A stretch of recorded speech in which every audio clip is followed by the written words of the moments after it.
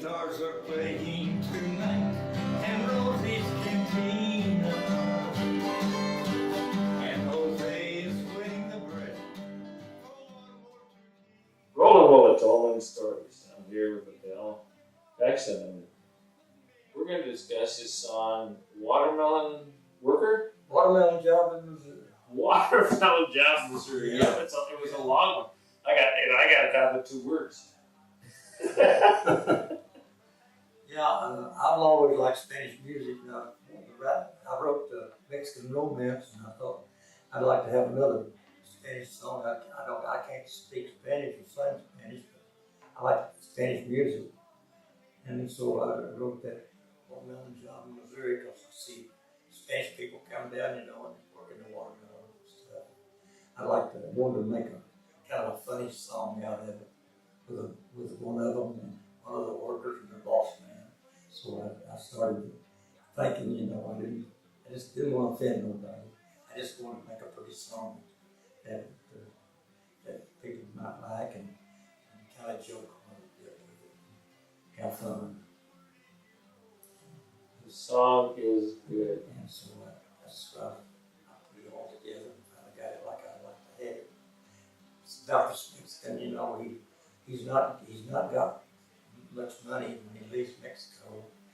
He's wanting the bartender to get him for one more drink. So, and he tells him, that he's got a watermelon job in Missouri. And that's how it started. And he was work brickle. He was what? Work brickle. I said, they say maybe he didn't like to work or something, but it wasn't that way. He's the hot sun, Missouri has hot sun as well as they do in California and around. But he's working in the hot sun, and you can imagine how it feels when you're trying to work in watermelons, loading them and everything, and the heat burning down on you. And I made it what was be a kind of a funny song. People might laugh. That's right. He's jolly. It was like, and it was real. I mean, the Mexican labor coming up and working the watermelons is That's right. Yeah. They've been working them for at least a century. I bet at least a century they've been coming up to do. That's a long time. And you'd think they'd come up with a more efficient way, but they just haven't. Kids, remember the high school kids used to do it when they were young, but now they're too spoiled. You don't get many high school kids working the watermelon patches anymore. What's nice to cut one of those jokers though when it's in July and August when it's real hot and have it all iced down and everything. And, I can taste it now. I can just taste that watermelon.